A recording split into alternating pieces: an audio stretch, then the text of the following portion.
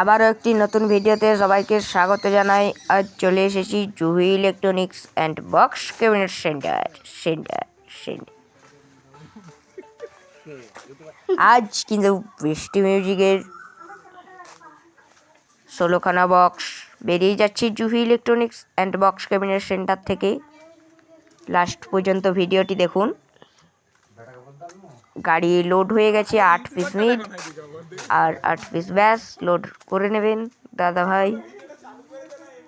চলুন কারখানাটা দেখা যাক। দেখতে পাচ্ছেন এখানে দাদা ভাই মেশিন তৈরি করছেন।